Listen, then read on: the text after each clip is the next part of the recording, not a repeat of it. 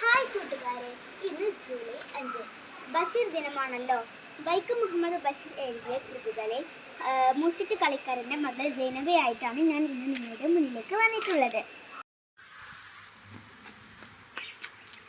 എല്ലാവരും നേരത്തെ വന്നല്ലേ, ഞാൻ വരാം.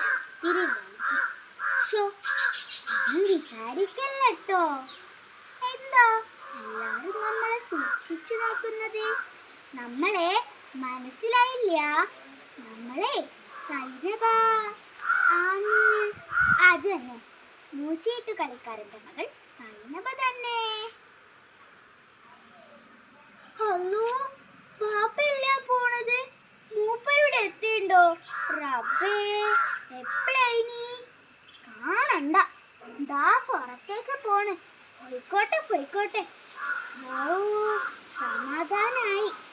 അതെ, മൂപ്പൻ നമ്മളെ കണ്ടാല് വെട്ടെ നോക്കി ബിരിയാണി വെക്കുന്ന് പറഞ്ഞ് നടക്കുക. എന്തിനാ? നമ്മൾ മുത്തപ്പായിന് നിക്കാതെ കഴിച്ചേന്. മൂപ്പർക്കാണെങ്കിൽ നമ്മളെ കണ്ണെടുത്താ കണ്ടൂടാ.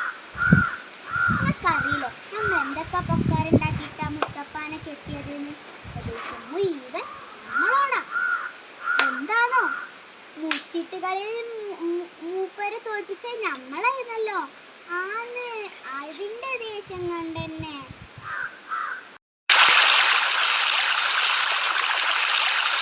മുത്തപ്പ,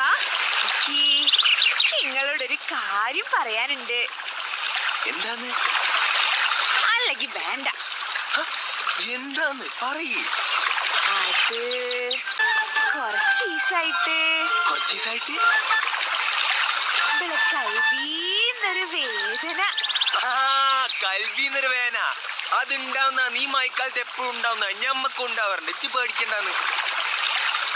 ഇത് ആ വേദനയല്ല, കൽബീന്നൊരു വേദന. അല്ലോ കരളീന്നൊരു വേദനയോ? സൈനബ, ചേച്ചി വേഗം ഒരു വൈദ്യരെ കാണിച്ചോട്ടോ. ഇത് ആ വേദന അല്ലെന്നേ, നമ്മള് പറയൂല. നിങ്ങൾ ആലോചിച്ച് കണ്ടുപിടിച്ചോളി.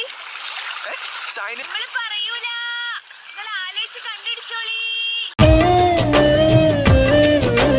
താമരപ്പൂങ്കാവനത്തിൽ താമസിക്കുന്നോളെ, പഞ്ചവർണ്ണ പൈങ്കിളിയിൽ പങ്കുറങ്കുള്ളോളെ,